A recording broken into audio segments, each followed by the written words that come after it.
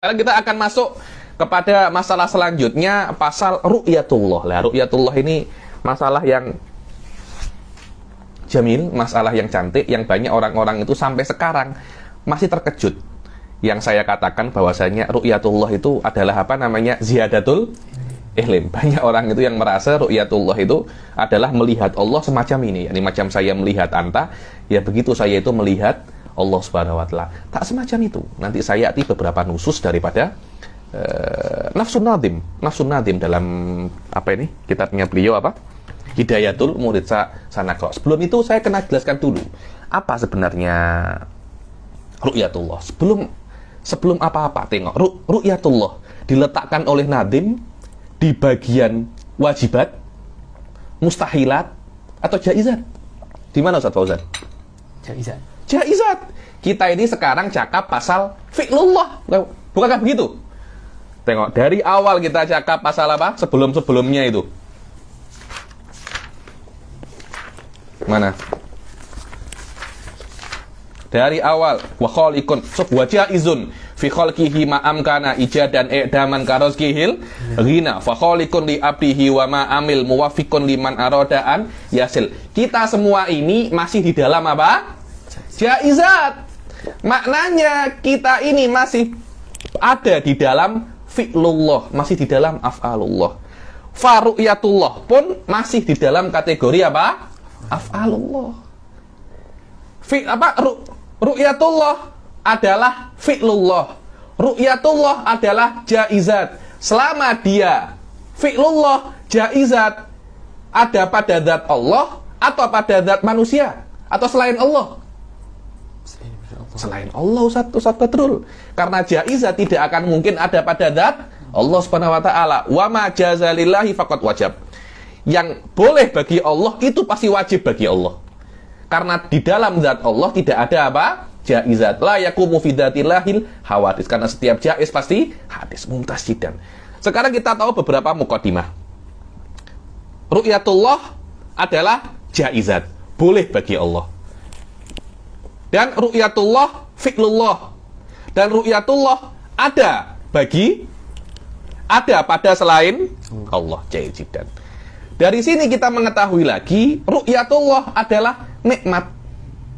Ru'yatullah itu adalah nikmat yang diberikan oleh Allah kepada hambanya, yang ada di yang mukmin di dunia, diberikan oleh Allah nikmat di akhirat untuk melihat Allah Subhanahu wa taala. Jaizat.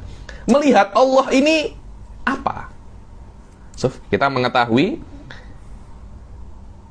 ru'yatullah perkara yang jaiz. Fi'il fi ghairi dzatillah, akan tapi dalam apa? Di dalam manusia wal mukminin. Dan ru'yatullah itu adalah nikmat. Adalah apa namanya? Nikmat. Yang mana ru'yatullah itu adalah nikmat di surga yang paling besar. Nikmat di surga yang paling agung. Kenapa? Karena memang nikmat yang paling agung adalah ilmu. Nikmat itu ada dua ya. Ada nikmatul jusmaniyah, ada nikmatun nafsiyah. Nikmatun nafsiyah jelas lebih besar daripada nikmatun jasadiyah. Anda minum teh tarik, makan nasi lemak. Nasi lemak apa yang sudah Ustaz Badrul? Nasi lemak sotong. Nasi lemak antar bangsa, kan? Nasi lemak apa yang sedap-sedap. Itu adalah nikmatun jasadiyah. Hakikatnya daripada nikmat itu adalah zawalul alam. Rindu tak jumpa istri, ketika jumpa rindu itu hilang. Maknanya kenikmatan jumpa istri, kenikmatan jumpa keluarga itu adalah hilangnya rasa rindu. Berkali-kali saya katakan di Indonesia itu ada film namanya, saya tak tahu filmnya apa, cuma kata-katanya itu terkenal. Dibilang, jangan kamu rindu, apa? Dilan.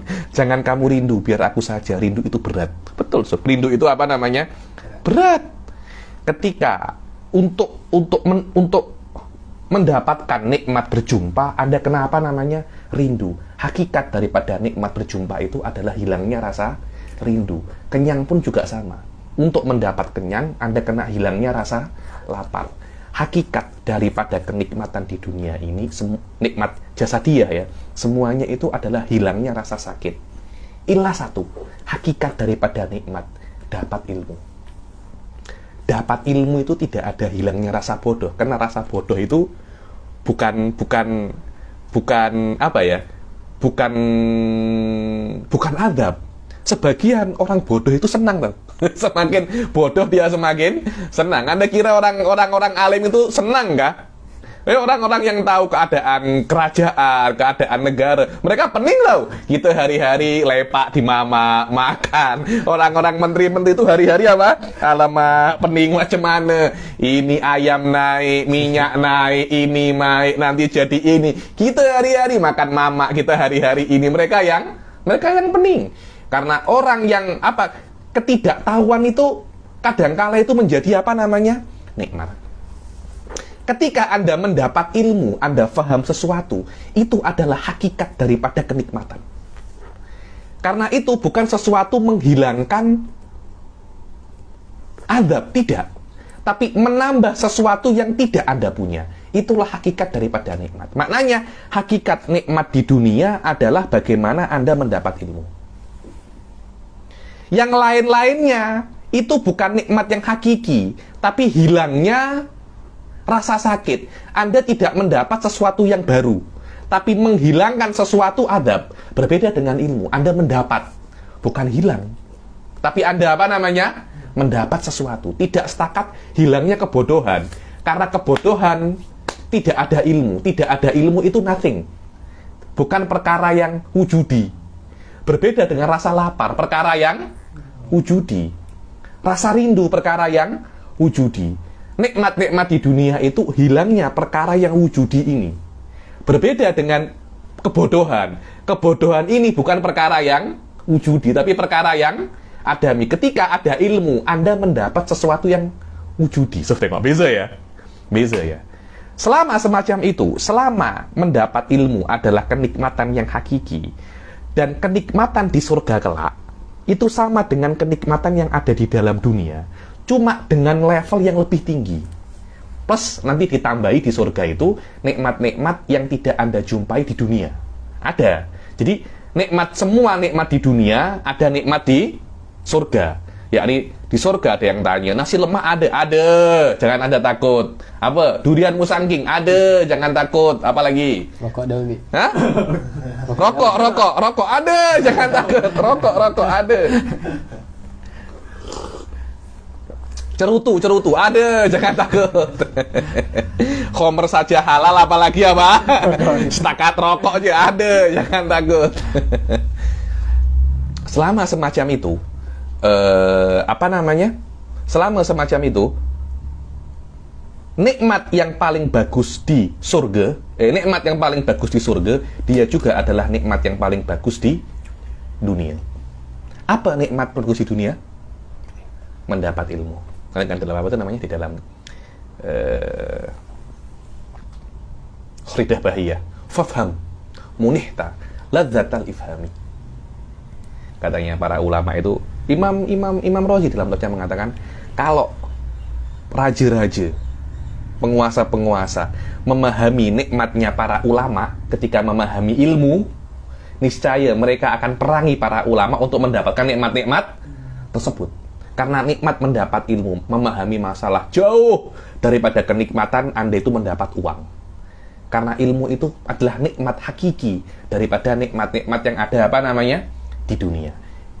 Semakin ilmu Anda itu bertambah, nikmat Anda semakin banyak. Itulah hakikat daripada ru'yatullah. Anda bertambah ilmu tentang apa? Tentang Allah. Yang mana Allah itu hanya membuka sifatnya pada Anda 20, nanti di akhirat Allah itu akan membuka lebih tentang zatnya dan sifatnya kepada Anda. Dan kesempurnaan Allah tidak ada batasnya. Maknanya Allah sedikit demi sedikit akan membuka dan memberitahu Anda tentang kesempurnaannya yang tak terbatas. Dan itu akan diciptakan oleh Allah pada diri Anda. Tidak mesti di mata Anda. Tidak mesti di mata Anda. Walaupun cakapnya bil absori. Kenapa kok bil absori? Ada sirnya, Ustaz. kharaja bil ilmi.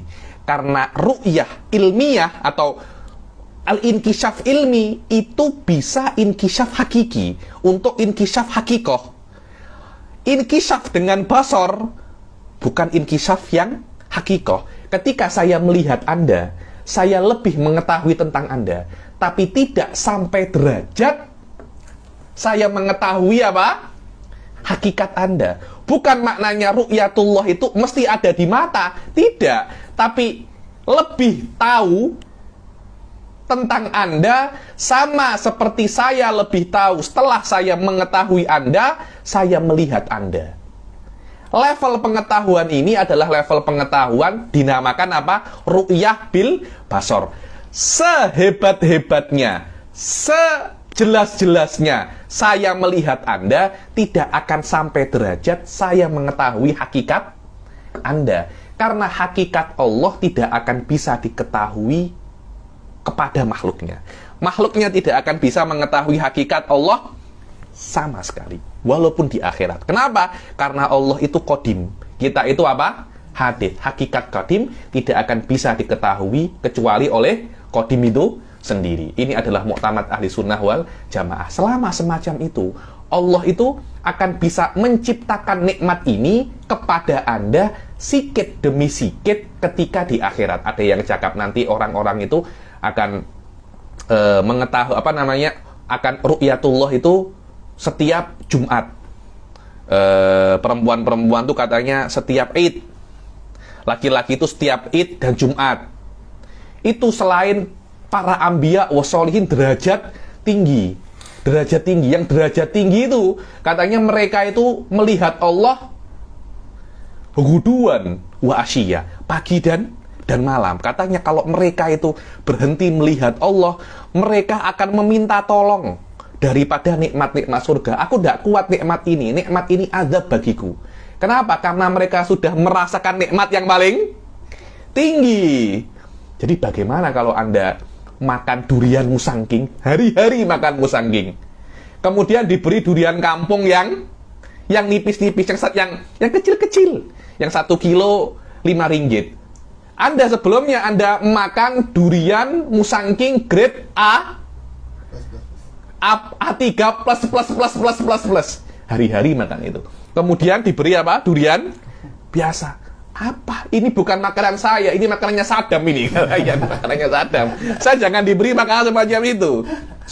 Sama orang-orang solihin ketika ru'yatullah, hari-hari melihat Allah, dan oleh Allah di stop sikit, mereka meminta tolong melihat surga. Aku tak nak dengan surga ini, aku mau apa namanya? Ru'yatullah. Seperti orang ahli neraka, yasta'id min hararatin nar. Allah subhanahu. Ya Allah, ada semacam itu. Khusus kenapa? Karena apa ya? Secara makuliyah hal ini mungkin. Bagaimana Anda diberi nikmat yang paling tinggi, kemudian di stop nikmat itu, Anda diberi nikmat-nikmat yang kecil-kecil. Sebab itulah ru'yatullah itu walladzina ahsanu al-husna wa ziyadah. Ru'yatullah adalah nikmat yang paling besar. Bagaimana nikmat yang paling besar? Hanya dengan melihat semacam ini. Nikmat apa melihat itu? Saya tak nikmat pun melihat Anda. Nikmat pun melihat Anda saya. Saya sudah dengar, oh Badrul pengusaha batu nisan. Saya tengok, apa nikmatnya? Tak ada nikmatnya pun sama sekali. Berbeza dengan apa namanya? Ilm. Jahil jidan.